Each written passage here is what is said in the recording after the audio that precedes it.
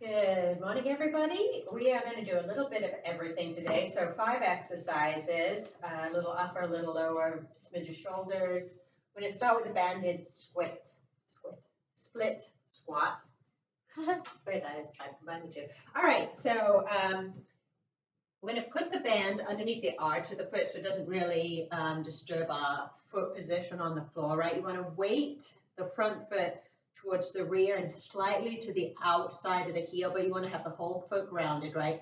You're going to try never to lift the heel on that front foot.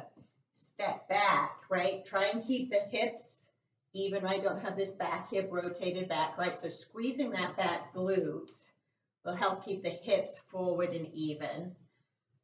You need enough tension in the band that you have a little bit of tension even at the bottom, right? Obviously way more at the top. So depending on the health of your knee and your mobility and your ankle is going to depend how much you get that knee drive forward. Totally okay for the knee to come pretty far forward as long as it stays out and over that kind of second, third toe. We're going to dip down, squeeze back, get as much knee drive as you can, come down with control, squeeze back, and then reset at the top, right? Brace the core, get that back glute squeezed again. The whole time keeping that weight mostly in that front heel. So to make this slightly easier, you can raise that front foot up. And when you come back, try and get that leg on that front leg mostly straight and get that quad squeezed up. The band will actually help you find that end position and help you sort of lock it out. So same thing on the second side, that back glute squeezed up and under. Try and keep the torso relatively rigid. And then drive back. Back hip tucks under, lean, come down. Try and control, especially the down movement. You want to be sort of speedy on the way up, go for it. But try not to fold forward, right? You want to keep the torso upright and rigid.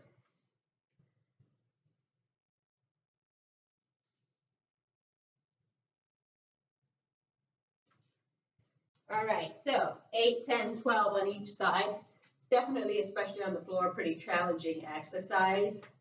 So you be the judge on how many is the right one. The next one we're going to do is a single leg hip extension.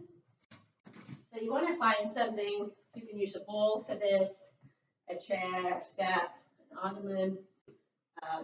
You want to make sure that your kind of upper back gets supported, right? You're actually going to keep your chin tucked a little bit. It's going to help keep these abdominal muscles turned on. We're going to do a single leg hip extension. So you're going to start at sort of that reverse tabletop. This distance, hip bone to lower rib, we're going to try and keep locked in, which means this has to stay really stable. We're going to start by transferring the weight to one leg, right? This back glute is squeezed, but we're also squeezing the opposite glute. We're going to lower down, push through the heel, come up all the way back to kind of that bridge position. So again, the hinge is here through the hips.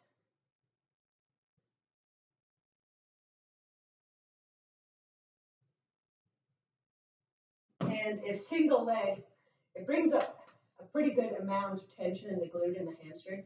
If the single leg version is too challenging, you can go ahead and just do, right, 2 legs at a time. That'll totally work.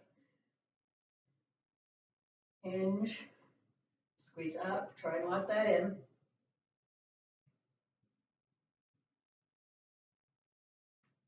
Again, try to keep that weight in the heel.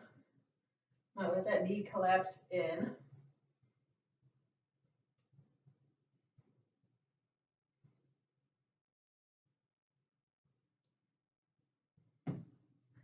Whew. All right, those add up pretty good. So you should feel that mostly glute, obviously a little bit of hamstring, similar activation to the glute bridges and whatnot. So that would be your substitute if you don't want to do the hip hinge, especially if you've got any neck stuff that prevents you from sort of holding your head up like that. What you don't want is your head to stay craned back and all of that to be too extended. All right, so doing a variation on a row today for our back exercise. We've done several different types of variations over the course of these few weeks. We're going to go underhand grip. So taking a step back so you've got some tension in the back. Get those glutes under, lock in the core. First thing, just like on pretty much every row I have you guys do, roll the shoulders back and down, squeeze back. Try and come all the way forward without the shoulders rolling forward. If the shoulders roll forward, roll them back and down again before you start. Come back, all the way back. Shoulders roll and squeeze. Come back down, shoulders roll down. When you get to that back position, right, try and keep your wrists relatively straight. Think about pinching that lower edge of the scapula together. So when the scapula comes down into that sort of point, think about drawing that in towards the midline and that bottom edge of it squeezing together. So right about there, you want to think about just trying to pinch that part together so you get a really targeted,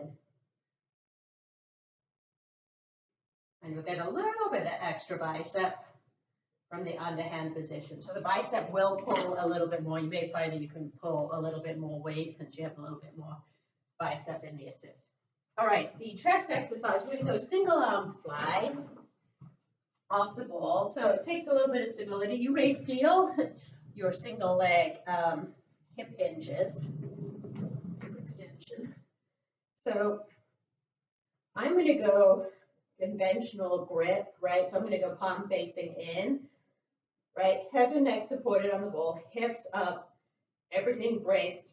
I don't want to rotate my torso as I open. So I can feel some stuff shifting. So I'm going to really kind of try and keep everything here super squeezed.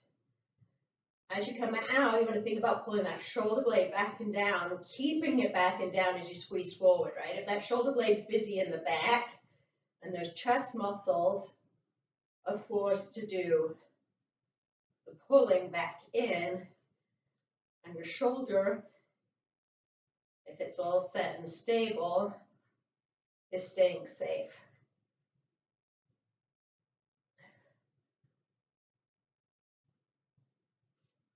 So 10 to 12 on each side, depending on what weight you have available.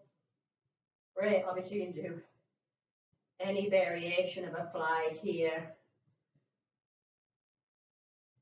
Ball one just requires a little bit more balance, obviously continuing to work on the glutes. It really does help force you to kind of get that turned on, but it does mean, because you're on a little bit more unstable surface, that you might not use as much weight as you might normally because you sort of have other considerations. So again, shoulder blade stays pulling back and down, stays down so you, as you squeeze forward. All right, but last but not least, a variation on a lateral raise. I just played around with this one and I really like what it forces you to think about. So this particular variation only works with kind of a thin round band, but you could totally do any kind of lateral raise. Just make sure that the mechanics that this one forces you into are at play. So you're going to step on the band, give yourself a base. I think this band is about as light as you can get them. Some of you, if you have super strong, stable shoulders, may be able to do a little bit more, right? But you find a band where you can find the tension, but keep the great form. Okay, so the first thing you're going to do is you're going to put a little external pull on the band. As you come up, you're going to keep that external pull and drag the band up the front of the body. Shoulders automatically stay back and down because the whole time you're pulling apart on the band and the band is pulling you down. So it's very hard for your shoulders to shift up as they might usually in a lateral raise. So again, you want to brace here so you don't get any excessive arching or swinging at the back. Shoulders stay back and down, squeezing up to the side, right? And if you really keep that band super close,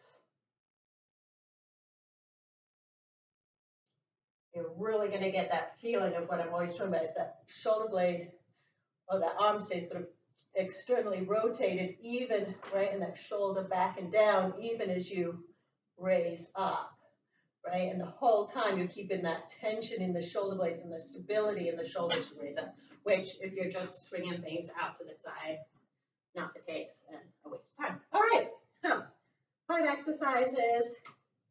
Have a great day, everybody. Happy Monday.